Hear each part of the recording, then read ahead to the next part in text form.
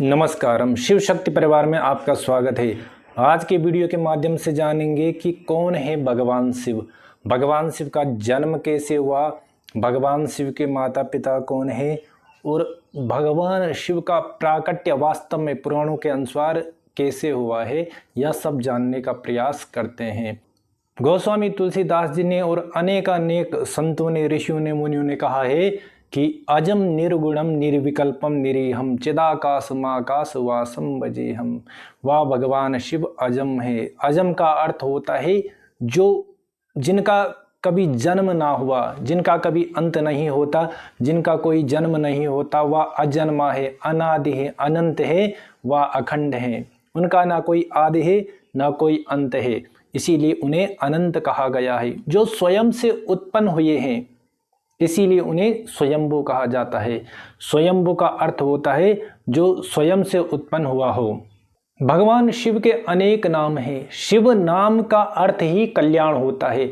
जो भगवान का शिव नाम है, उस नाम का अर्थ ही कल्याण है। अर्थात जिसको जानने से, जिसकी प्राप्ति से मनुष्य का कल्याण हो जाए, जीव का कल्याण हो जाए, वह शिव। भगवान शिव का एक नाम आशुतोष है। आशुतोष का अर्थ है जो शीघ्र ही प्रसन्न हो जाता है, इसीलिए भगवान को आशुतोष कहा जाता है।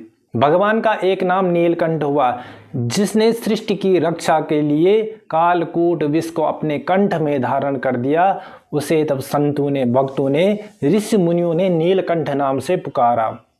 इस प्रकार से भगवान शिव के अनंत नाम है, भगवान शिव की अनंत गाथाएं हैं, अनंत लीलाएं हैं। पुराणों के अनुसार एक कथा आती है कि जब भगवान ब्रह्मा जी में और भगवान विष्णु में एक बार विवाद हुआ कि इनमें से श्रेष्ठ कौन है। बहुत समय तक विवाद हुआ किंतु कुछ भी निर्णय नहीं निकल पाया। तो तब उनके मध्य में एक तेजमय लिंग उत्पन्न हुआ, तेजमय अग्नि स्तंभ उत्पन्न हुआ और उस स्तंभ से आवाज आई, उस स्तंभ से शब्द हुआ कि जो भी इस स्तंभ का आदि और अंत, शुरू और जो अंत का जो सिरा है, वह ढूंढ लाएगा पहले, वही श्रेष्ठ माना जाएगा। पुराणों के अनुसार कहते हैं कि बहुत वर्षों तक भगवान विष्णु नीचे की ओर गए और भगवान ब्रह्मा ऊपर की ओर गए, किंतु बहुत वर्षों तक भी उस तेजमय, उस अग्नि स्तंभ का, तेज स्तंभ का कोई आदि और अंत ढूंढ न पाए और वापस आ गए। और फिर भगवान शिव की उन्होंने, उस तेजमय स्तंभ की उन्होंने स्तुति की। और जैसे पुराणों में भी आता है, तस्मै नमः परम कारण कारणाय दीप्तो ज्वल ज्वलति पिंगल लोचनाय नागेंद्र हार कृत कुंडल भूषणाय ब्रह्मेंद्र विष्णु वरदाय नमः शिवाय। जो समस्त कारणों के भी कारण है, वह भगवान शिव हैं। जिनसे यह सृष्टि उत्पन्न होती है, वही भगवान ब्रह्मा के रूप में सृष्टि का सृजन करते हैं, वही भगवान विष्णु के रूप में इस सृष्टि का पालन करते हैं और अंत में महादेव रुद्र के रूप में वही संहरण कर देते हैं, इस सृष्टि का संहार करते हैं। वही भगवान शिव हैं जो इन समस्त सृष्टि के सृजन, पालन और संहार के कारण हैं, वह शिव हैं। और ब्रह्मेंद्र विष्णु वरदाय नमः शिवाय, जो ब्रह्मा, विष्णु, इंद्र इत्यादि देवताओं को भी वरदान देने वाले हैं, वह भगवान शिव हैं। कभी कभी आपने सुना होगा कि ब्रह्मा जी के पुत्र के रूप में भी भगवान शिव ने एक बार प्राकट्य किया था, अवतार धारण किया था। श्रीमद् भागवत महापुराण में भी कहानी आती है कि जब ब्रह्मा जी ने एक बार सृष्टि रचाई तो भगवान शिव के तत्व को वह पहचान नहीं पाए, जिससे भगवान शिव क्रोधित हो गए। तब भगवान विष्णु ने शिव तत्व का बोध भगवान ब्रह्मा को कराया था।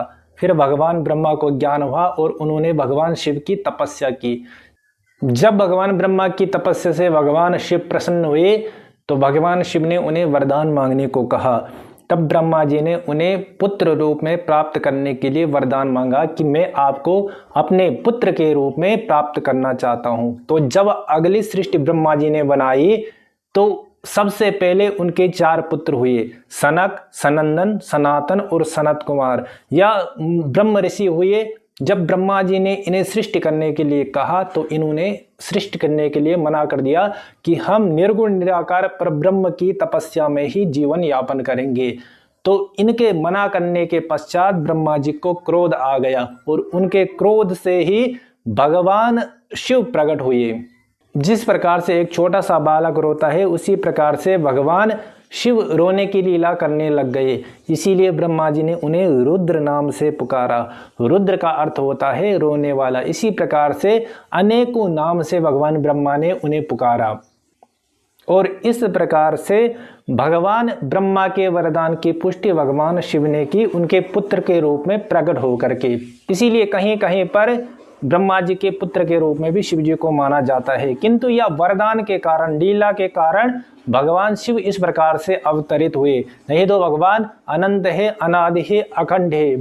इसी प्रकार से देवी भागवत पुराण में एक कथा आती है कि प्रकृति और पुरुष से ही समस्त सृष्टि उत्पन्न हुई है, या प्रकृति साक्षात शक्ति है, माँ भगवती शक्ति है और पुरुष साक्षात शिव है। इन्हीं को ब्रह्म कहा गया है और इन्हीं प्रकृति और पुरुष के मेल से संपूर्ण सृष्टि, संपूर्ण देवता इत्यादि, संपूर्ण मनुष्य, जीव, या सब कुछ, यह संसार प्रकट हुआ। जैसे एक बीज से, और इस पृथ्वी में जब वह बीज मिलता है तो केवल उस छोटे से बीज से ही पौधा बनता है। उस पौधे पर जब वह बड़ा होता है तो पेड़ बनता है, तना आता है, टहनियाँ आती हैं, उन टहनियों पर पत्ते आते हैं, फूल आते हैं और अंत में फल आता है। और यदि उस फल को तोड़कर देखें तो उस फल के बीच में वही बीज रहता है जिससे वह वृक्ष हुआ था।